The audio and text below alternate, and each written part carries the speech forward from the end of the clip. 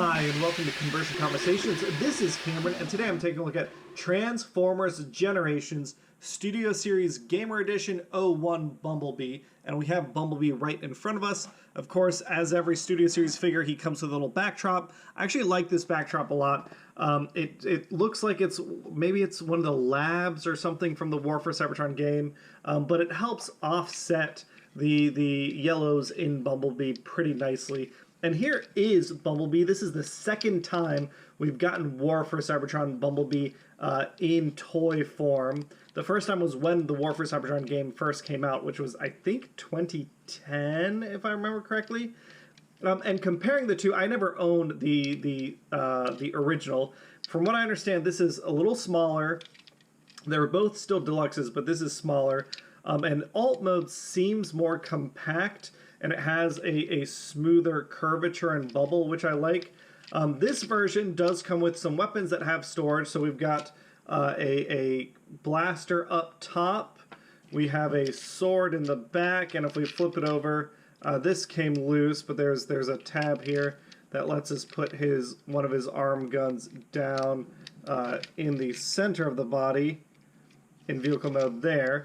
So it does roll okay. If I take it out, it rolls much better. It feels like this hangs loose enough that we get an issue with the wheels. And in general, one of my complaints about this figure, if we look right here on my particular copy, I'm going to snip this little piece because if you notice, like, there is not much clearance here between the wheel and the body. That's by design. But because I have a teeny tiny little bit of extra plastic, that interferes with my rolling capability. But yeah, he looks alright. This version of Bumblebee does look like he fits in very nicely with Fall of Cybertron Jazz. There are those alt modes next to each other. I dig that a lot.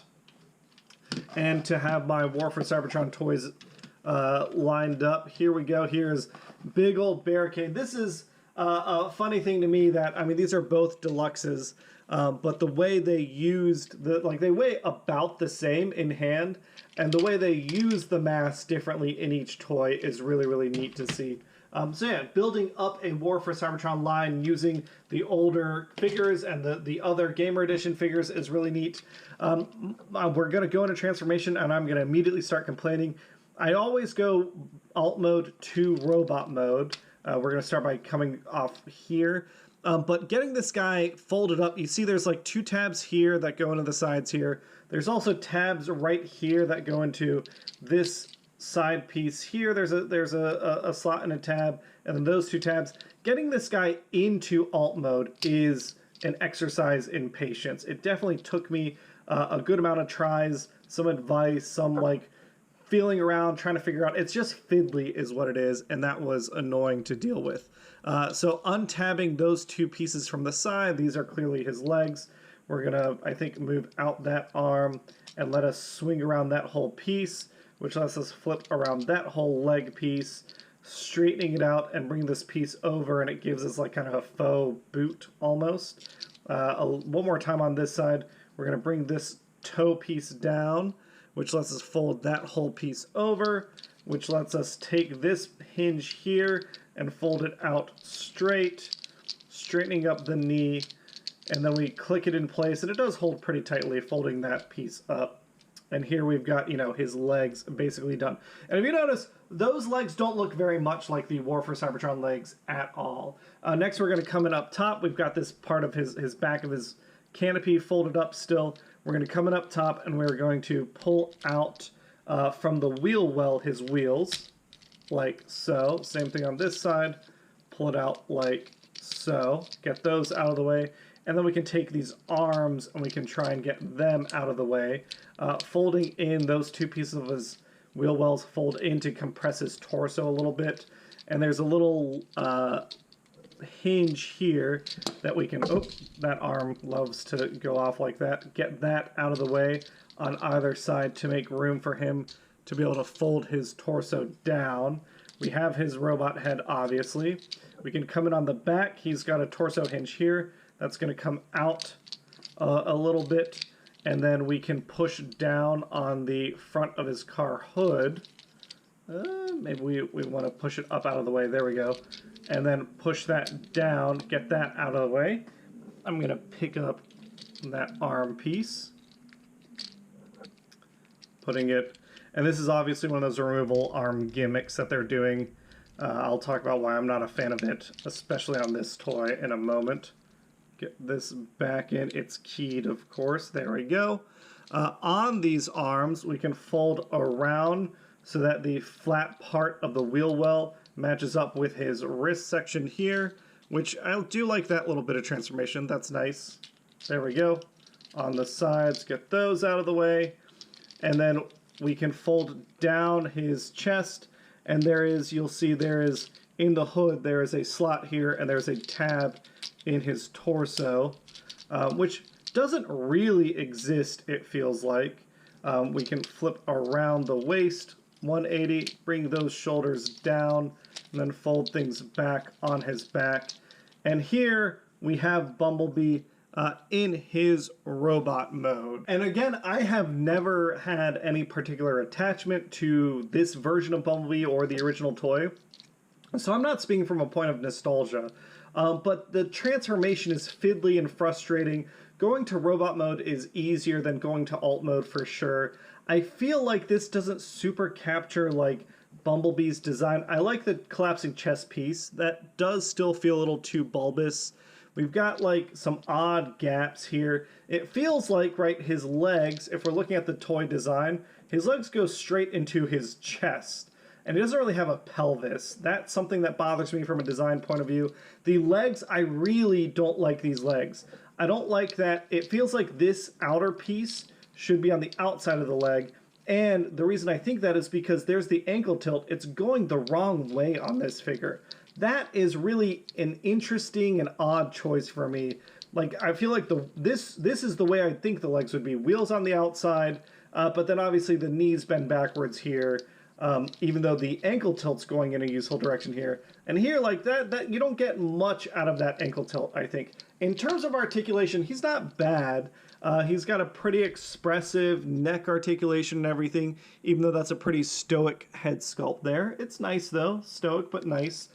He's got 360 on the shoulders, can go out. His shoulder armor gets out of the way, no problem. Swivel on the bicep. No wrist articulation due to transformation. He's got the waist, obviously. He can't do the full Van Damme before he starts clipping into his own little, like, torso piece. But, like, it can get far enough. A nice steep knee bend, which I do appreciate. And then, like I said, these angles don't go, like, there's ankle tilt there, and there's toe tilt there, but it's not, to me, it's not useful. You can get him in some nice, like, dynamic poses, but it takes some fiddling to do. And obviously he can hold his sword, which is neat. And then he has two guns, which can both be equipped on his back. So there's, again, that same tab. He does have his, like, you know, backpack piece does come with some nice weapons storage, which I appreciate. What I really don't appreciate, though, we're going to take this gun, for example. We take off this arm. On Optimus Prime and Barricade, there's a place to clip this thing. There is not a tab on here for me to clip it. So if I take off his arm to put in a gun, like so, that's what that looks like. That arm just hangs out. That does not, to me, speak of good design. I don't know why there is not a tab on this, or a slot on this, and a tab on this to put that arm somewhere. I still don't like that arm transformation. I don't like the way this looks.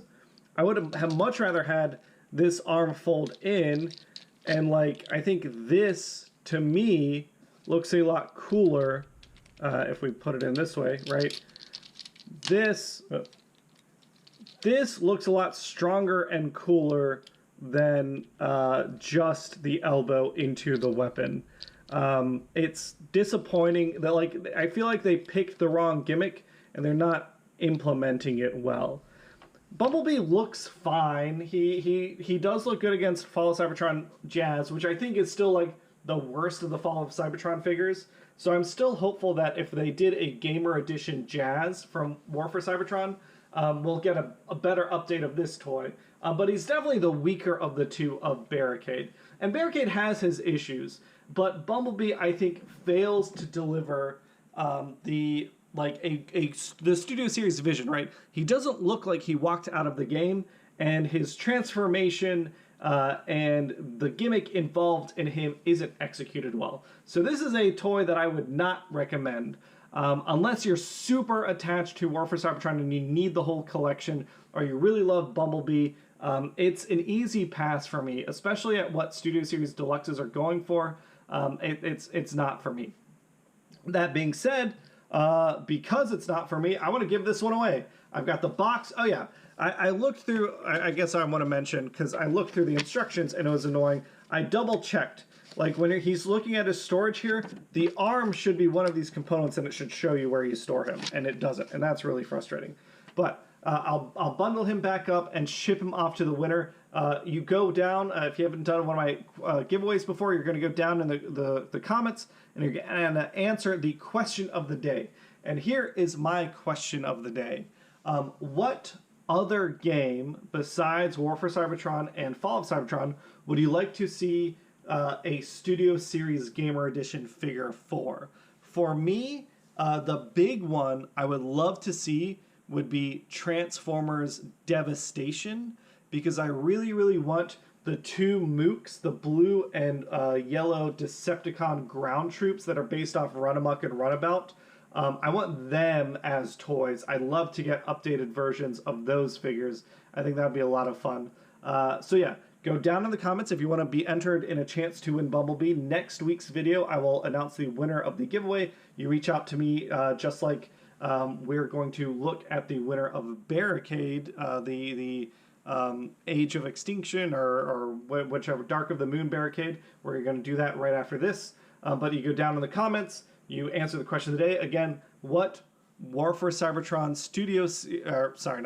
what Studio Series Gamer Edition character would you want them to do that is not from War for Cybertron or Fall of Cybertron? You answer that down in the comments below. Next week, during that video, I will draw a random winner. You reach out to me and I'll ship Bumblebee off to you. All right, that's it for the review. Let's get to the winner of Dark of the Moon Barricade. All right, it is time to announce the winner of Transformers Dark of the Moon Barricade. I was looking, and I think it's supposed to come with a Mech Tech toy, but I definitely don't have that anymore. So let's see, we had 11 entries. I figured this was going to be kind of a smaller contest than before. It's an older toy, and it's pretty much been replaced by Studio Series now. So let's see, ran between 1 and 11, 12, 1 and 12. Number 4, Draco Cymex. Draco also liked the IDW version the best, and then the Last Night version, yep.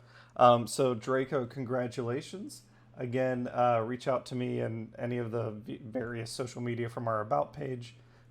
Excuse me, it's early in the morning. And I'll get Barricade packed up and sent over to you this week. Congrats again, and thanks everyone for watching the review.